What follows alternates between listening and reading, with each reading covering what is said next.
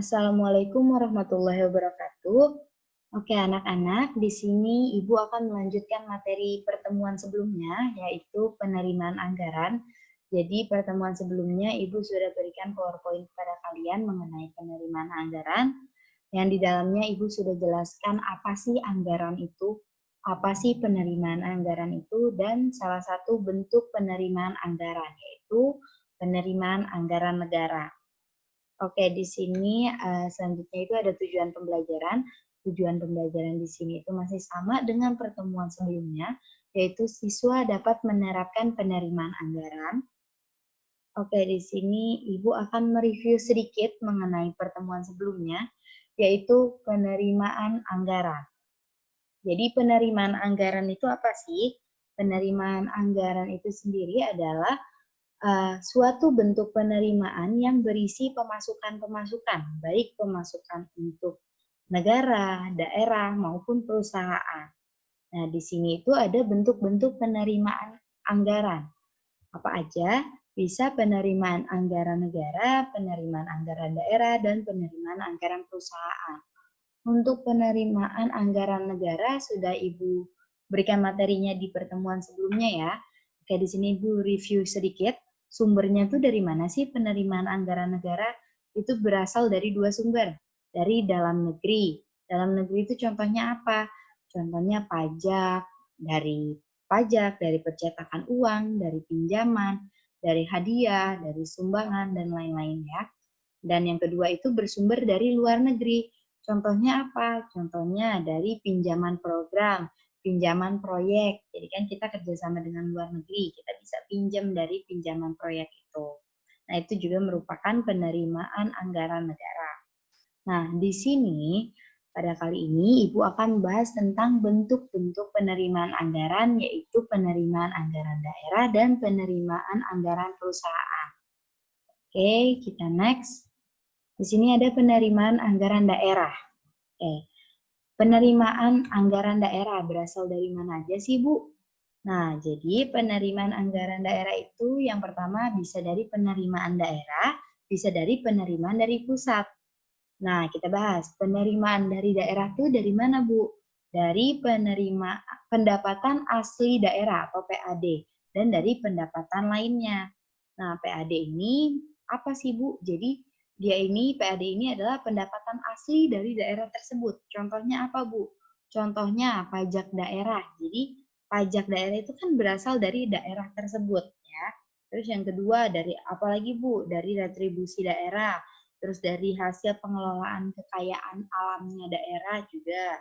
Nah, dan penerimaan lainnya. Terus yang kedua dari penerimaan lain-lain. Contohnya apa? Contohnya dari dana darurat ataupun dana hibah. Dana hibah itu apa sih, Bu? Nah, dana hibah itu adalah pemberian uang, barang, ataupun jasa pemerintah daerah kepada pemerintah ataupun pemerintah daerah lainnya atau perusahaan daerah, masyarakat. Tujuannya untuk apa? Tujuannya untuk menyelenggarakan urusan pemerintah daerah tersebut. Nah, yang kedua itu dari penerimaan dari pusat. Jadi penerimaan dari pusat ini ada dua, ada dana perimbangan dan dana bagi hasil. Jadi dana bagi hasil ini merupakan pecahan dari dana perimbangan ya. Jadi ini sama-sama dari APBN, jadi sama-sama dari pusat, dialokasikan untuk daerah. Nah, dana perimbangan ini adalah dana yang bersumber dari APBN yang dialokasikan kepada daerah untuk mendanai kebutuhan daerah dalam rangka pelaksanaan desentralisasi. Nah, kalau untuk yang dana bagi hasil, ini sama juga dari APBN. Jadi dari pusat dialokasikan kepada APBD ke daerah.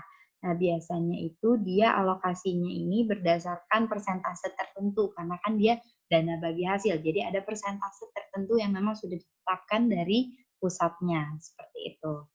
Oke, sampai sini paham ya? Kalau ada yang ingin ditanyakan, langsung tanyakan di kolom komentar ya. Selanjutnya di sini ada penerimaan anggaran perusahaan. Dari mana sih sumbernya penerimaan anggaran perusahaan? Yang ada dua, ada dari dana sendiri dan dana pinjaman. Dana sendiri itu dari mana? Jadi dana memang dana yang dimiliki oleh pemilik perusahaan, itu namanya dana sendiri ya.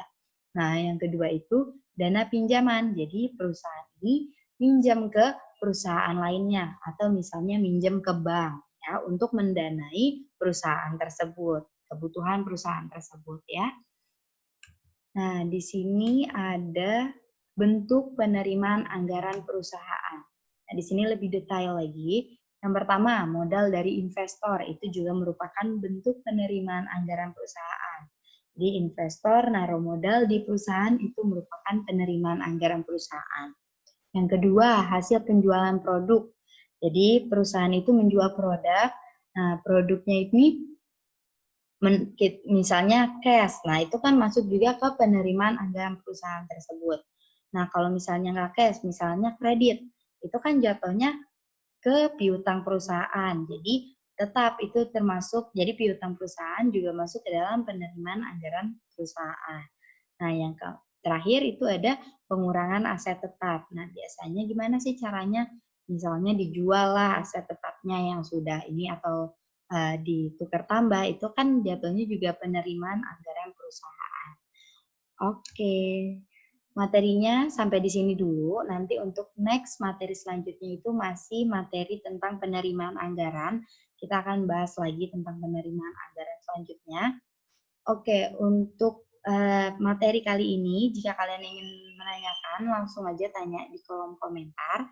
Jangan lupa di like video ini dan subscribe YouTube Ibu, YouTube-nya Zahira Mahdali. Oke, terima kasih. Semoga ilmunya bermanfaat untuk kalian. Dan kurang lebihnya Ibu mohon maaf. Terima kasih banyak. Ibu ucapkan Wassalamualaikum warahmatullahi wabarakatuh.